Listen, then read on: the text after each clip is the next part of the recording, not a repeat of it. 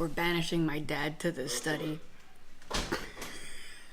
Because he just got home. You're not putting that on. No, but I'm recording it, so. Welcome back to another episode of Tiny Tastic Talks. Today, I thought we would do something a little different on this channel. I have my mom with me. Ooh, hey. Your mom. Yeah. So, I thought today we would do a Q&A of how health affects the family. And if you have other questions that you would like answered, either by my mom and I, or for myself, or whatever, leave them down in the comments below. I'd love to hear your feedback, and I'd love to hear what questions you have, and we can answer them in a later video. So, sound good? Sounds good. Okay. Let's get going. Exactly. All right.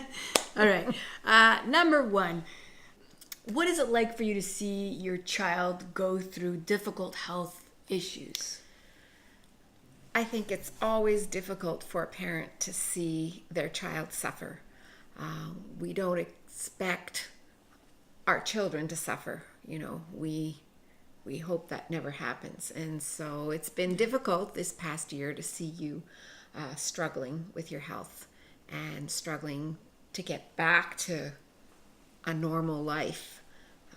It hurts. And, it just...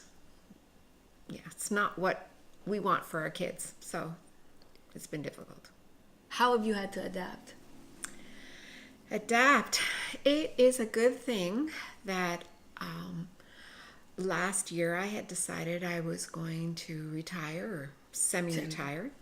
And my last day on the job was the day after you got sick. And I don't know what would have happened had I continued to work, because I don't know either. All of a sudden you were going to the doctor every week initially, and then by the fall it was every second week, but every second week you have 2 to 3, 4 appointments. Too much. So it's like you're always out, and it's become a full-time job being your chauffeur, as you saw in another video. Yeah, and thank you for being my chauffeur. Oh, you're welcome. Because I can't drive. So, well, you can drive, but you can't drive at the moment. Yeah, I can't. Thank you. Right. I do miss my car. Yeah. But a cute little car. Yeah. Did you learn anything different about me throughout this process? Well, I did learn that you have a lot of strength and courage. Sometimes I wondered how you were going to get through things. I mean, looking in the mirror initially and seeing your face half paralyzed, I think I would have been crying most of the time. But you took it all in stride, and yes, you had your moments, but you were courageous. And what I saw in you was a strength that, well, we always knew you were a determined girl and went for the things you wanted, but there was an inner strength that you were drawing from. That encouraged me to see she's going to get through this. So, yeah, your determination and strength Thank you, Mom. Has come through. Thank you, Mom. Now, I have a few questions for you. Oh, you do? Yes. Okay. How have you seen things this past year? Like, I'm sure it's been a little different for you. So, how have you adapted or adjusted? Okay, that's a different question. Oh, well. No, that's a good, it's a fine question. I've had to adapt how I do my life, how I live my life. I've had no choice, okay? It's been difficult to try to always explain that, I think, to people, and how that's affected me. It's been tough. Like, the fact that I can't go to a cafe, the fact that I can't go shopping. We can't go shopping anymore. We used to be shopping buddies all the time, and we can't do that right now. And I forgot to mention, even in adapting the schedule, I mean, even in regards to schedule here at home, life has been different because you're always home now. Exactly. And, I have to think, I've been out all day. I can't be out tonight too, because that's too many hours where you're home alone and you need to interact with people. So we have to consider you now in our schedule, whereas before you were independent. Yeah. Okay. What have you learned through all of this about home life? I learned more about unconditional love in the last year than ever before from you and from Dad. I think as when we get sick as kids, we don't realize the sacrifice it takes for our parents to take a day off, to run around making sure we're getting appointments, that we're seeing the right specialist if we need to go see a specialist. The amount of throat infections I've had as a kid, I mean, I remember those moments. Ear infections and all that.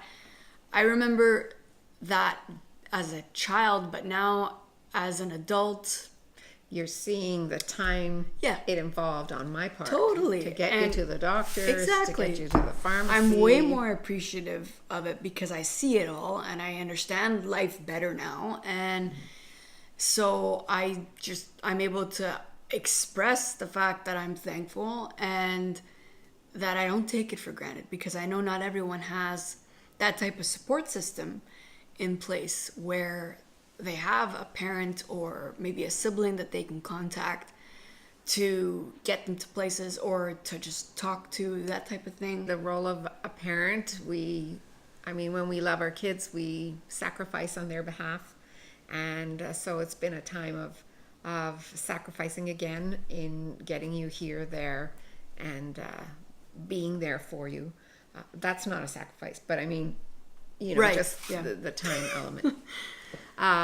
Yeah. But commitment to each other is, it's all part of being a family, in sickness and in health, for better, for worse, we're there. We're there for each other. Yeah. And I know you're there for me when I'm not well, and I'm there for you. I was there when you were little, and I will be there. We'll be here now for you during this difficult time. Thank you. You're welcome. And I think what's cool is that it's also brought our family way closer.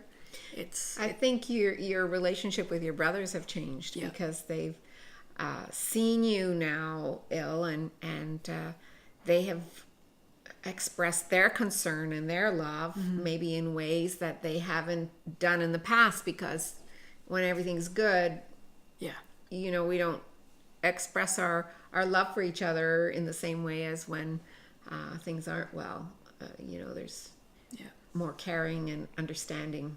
So I think that that's been a blessing too, in that we've just as a family have been able to become more of a unit, even though we live in different places and all that type of stuff. And so I think it's been interesting to see how that's evolved over the course of the last year or two.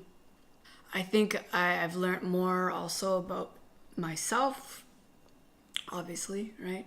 I would think so. I've learned more of what I'm made of, and more of what, like, now I'm trying to pace myself throughout the day. It's still the biggest learning curve that I've had to deal with, but I'm doing it. I'm trying my best. Even today I was thinking about like the hospital and how my body would just shut down, and for like half an hour I would be having like almost like a panic attack mixed with like physical symptoms, mixed with facial contortions and tremors all at once that wouldn't stop. And now that isn't happening anymore, and I'm thankful that it's been a journey, and it's over a year since Ramsay Hunt Syndrome, but it's been 10 months since FND, Functional Neurological Disorder, and you've come a long way. Sometimes we haven't seen the change, and sometimes that's been difficult on us, because it's like, come on, you can do this, but we can't push.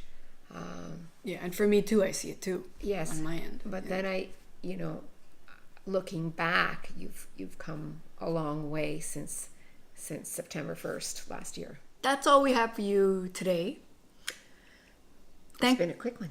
Yeah, and thanks for joining us. If you like this video, then give it a like right down there. Exactly. If you haven't subscribed yet to this channel, I'd love to have you. We'd love to have you as a part of the family. Hey, Oh, of course. listen. The more the merrier. Exactly. Nice. So, and it's free. So, Free? it's free. Oh, yeah. that's even better. So subscribe right here or there. Or here. Yeah. Or down there.